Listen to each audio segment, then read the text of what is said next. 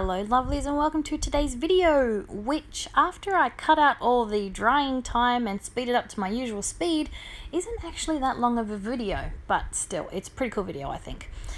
So I actually started by doing a layout for a different page. So I was doing a scrapbook layout and I was using modeling paste through this stencil.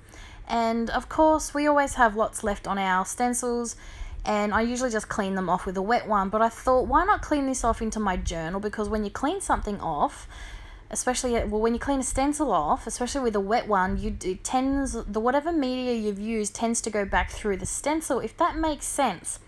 So I thought I'd see if there was enough on the stencil when I cleaned it off to make another impression on my page.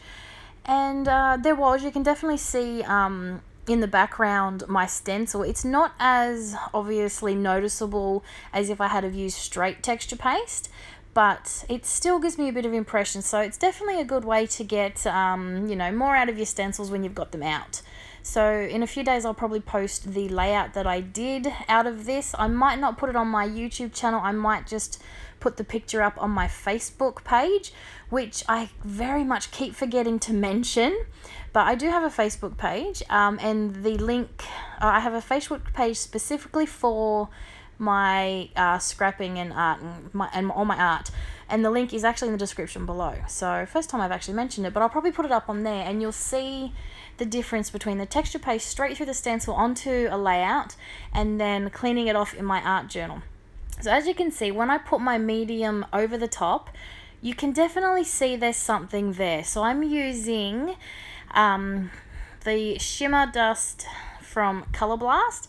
I love these things. They're so much fun to play with. And as you can see, it's just like a little, it's a powder and it's very pigmented, so you only need a little bit. Yes, I use the tip of a craft knife to apply it, and then I sprinkle it onto my page and then hit it with my with some water. And this is the color Velvet, and oh my goodness, it's so pretty. So what I love about these is when you apply the water, you can see the varying colors that are used to make the one color. Obviously colors are made by mixing different pigments, and with these you can actually see it break down into those different pigments, which is just beautiful. And then because I'm me, I use a wet paintbrush to mix around my color a bit more and just to cover the part of the page that I want. But you can still see the varying different colors of purple and pink and blues in there, which is awesome, seeing as this was done with only one pot of that shimmer. So I'll put a link in the description below of what I was using, the Color Blast things that I'm using. So this video does actually tie in with my Color Blast blog post that is going up today as well.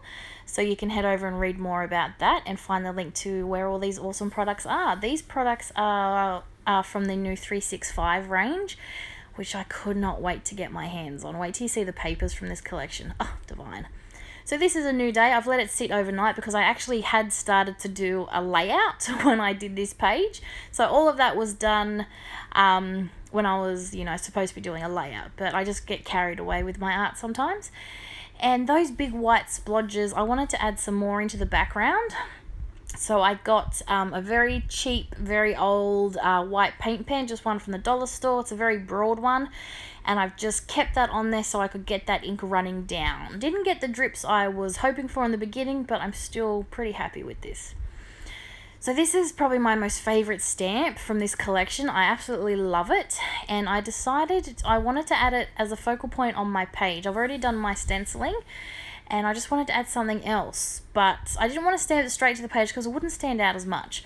So I decided to add it, stamp it on some tissue paper.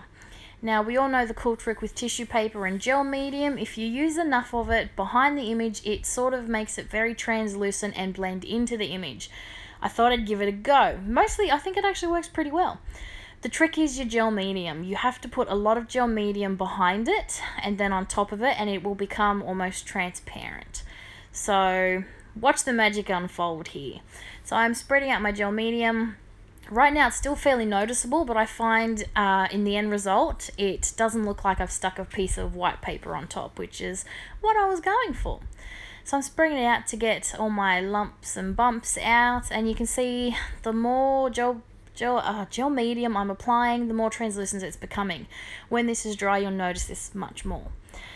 Once this is dry as well, just to help it blend back into the background a little bit so it doesn't look like I've stuck a white piece of paper on top, I get my paints again and my stencil and I just overlap it a little bit. So I'm going to get that stencil again and stencil over the parts that I've already stenciled that were covered by my image, if that makes sense.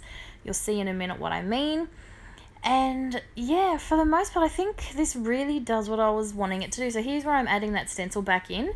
So I'm just bringing the parts that will push back behind the tissue paper just back to the front a bit, just so it helps blend the edges of that tissue paper into my background. So for the most part, I love this page, but I'm not quite done yet. One thing I'm learning with stencils and stamped images and collage is to make them your own some way.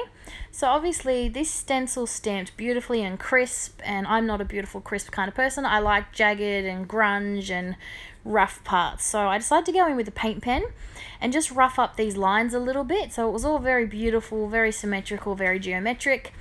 And I just wanted to bring more grunge and haphazardness to it, if that makes sense. So doodling in some lines and filling in a bit of those bits that weren't quite noticeable.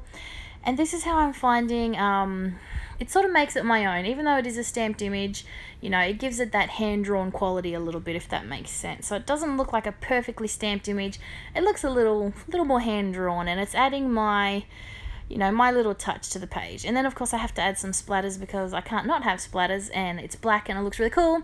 And that's it for the page. So it was a very quick page, but one that I really love. So thanks for watching, and I'll be back real soon. Bye for now.